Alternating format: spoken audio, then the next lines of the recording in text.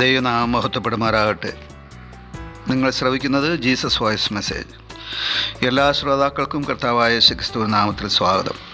അല്പസമയ ധ്യാനത്തിന് ഒരു ചെറിയ വേദഭാഗം വായിക്കുന്നു. സങ്കീർത്തനം 90 1 മുതൽ 3 വരെ. കർത്താവെ, അങ്ങ് തലമുറ തലമുറയായി ഞങ്ങളുടെ സങ്കേതമായിരിക്കുന്നു. പർവ്വതങ്ങൾ ഉണ്ടായതിനും അങ്ങ് ഭൂമിയെയും ഭൂമണ്ഡലത്തെയും നിർമ്മിച്ചതിനും മുമ്പേ അങ്ങ് അനാദിയായും ശാശ്വതമായും ദൈവമാകുന്നു. അങ്ങ് മർത്യനെ പൊടിയിലേക്ക് മടങ്ങി ചേരുമാറാക്കുന്നു. മനുഷ്യപുത്രന്മാരെ തിരികെ വരുവിനെന്നും അരുളി ചെയ്യുന്നു. കർത്താവിൽ പ്രിയരെ, നാം വായിച്ചു കേട്ട 90-ാം സങ്കീർത്തനം 1 മുതൽ 3 വരെ നാം വായിച്ച് ധ്യാനിക്കുമ്പോൾ പുരാതനനായ ദൈവത്തെയാണ് നാം സങ്കേതമായി തലമുറകളുടെ അഥവാ അനധികാലം മുതലേ ആദ്യം മുതൽ അന്ത്യം വരെ ദൈവമായിരിക്കുന്നവനെ നാം കാണുകയാണ്. ആ ദൈവത്തിൻ്റെ അസ്തിത്വം സംബന്ധിച്ച് ഇവിടെ പറയുന്നത്, പർവ്വതങ്ങൾ ഉണ്ടായതിനും അങ്ങ് ഈ ഭൂമിയെയും ഭൂമണ്ഡലത്തെയും നിർമ്മിച്ചതിനു മുമ്പേ, അഥവാ ഈ മുഴുപ്രപഞ്ചത്തിൻ്റെ സൃഷ്ടിക്ക് മുമ്പേ അങ്ങ് അനാദിയായും ശാശ്വതമായും ദൈവമാവുന്നു എന്നാണ്. തുടർന്ന് ഈ വേദഭാഗത്ത് പറയുന്നത് മനുഷ്യൻ്റെ മരണവും പുനരുത്ഥാനവുമാണ്. മോശെ എന്ന ദൈവപുരുഷനിലൂടെ ദൈവം നമുക്ക് എഴുതി നൽകപ്പെട്ട ഈ 90-ാം സങ്കീർത്തനത്തിൽ മർത്യൻ്റെ മരണം സംബന്ധിച്ചും അതേ വാക്യത്തിൽ തന്നെ പുനരുത്ഥാനം സംബന്ധിച്ചും രേഖപ്പെടുത്തിയിരിക്കുന്നു.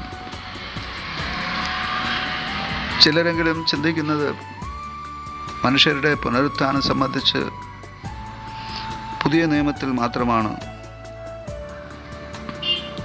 പരാമർശിക്കുന്നത് എന്നാണ്. എന്നാൽ പഴയ നിയമത്തിൽ തന്നെ പല പുസ്തകങ്ങളിൽ മർത്യൻ്റെ പുനരുത്ഥാനം സംബന്ധിച്ച് വ്യക്തവും സ്പഷ്ടവുമായി രേഖപ്പെടുത്തിയിട്ടുണ്ട്. അതിലൊരു വേദഭാഗമാണ് 90-ാം സങ്കീർത്തനം 3-ാം വാക്യം. ദൈവം മനുഷ്യനെ പൊടിയിലേക്ക് മടങ്ങിച്ചേരുമാറാക്കുന്നു എന്നാണ് മനുഷ്യൻ്റെ മരണം സംബന്ധിച്ച് ഇവിടെ രേഖപ്പെടുത്തിയിരിക്കുന്നത്.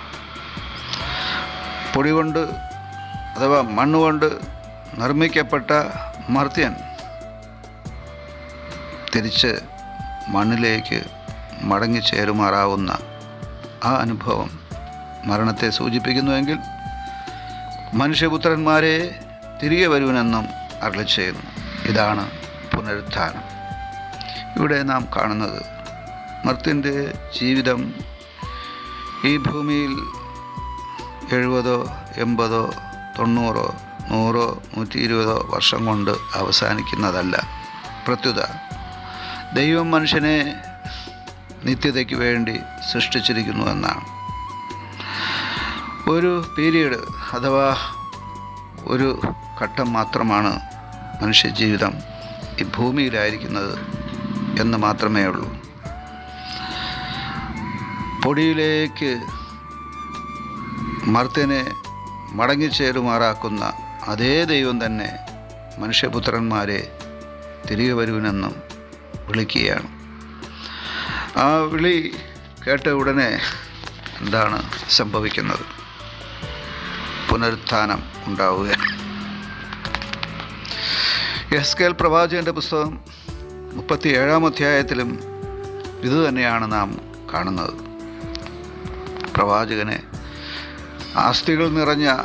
മരിച്ചവരുടെ അസ്ഥികൾ നിറഞ്ഞ ഒരു താഴ്വരയിൽ കൊണ്ടുപോയി ദൈവം ചോദിക്കുന്നു, നീ എന്താണ് കാണുന്നത്?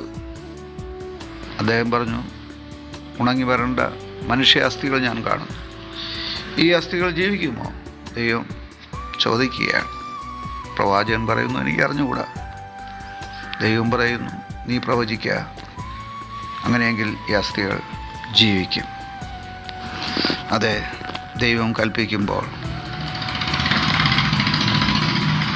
മരിച്ചടക്കപ്പെട്ടവർ ഉയർത്തെഴുന്നേൽക്കുന്നു. ഒരു പുനരുത്ഥാനത്തിൻ്റെ അനുഭവം. മനുഷ്യൻ്റെ പ്രത്യാശയാണ് ഇവിടെ നാം കാണുന്നത്. മരണം കൊണ്ട് അവസാനിക്കുന്നതല്ല മർത്യജീവിതം. പ്രത്യുത ഒരു ദിവസം ദൈവം വിളിക്കും മനുഷ്യപുത്രന്മാരെ തിരികെ വരുവാനെന്ന്. അത് പുനരുത്ഥാനം. ആ പ്രത്യാശയോടെ ജീവിക്കുവാൻ ഇന്ന് തിരുവചനം ശ്രവിച്ച എല്ലാ പേർക്കും ദൈവം കൃപ ചെയ്യുമാറാകട്ടെ. ആമേൻ.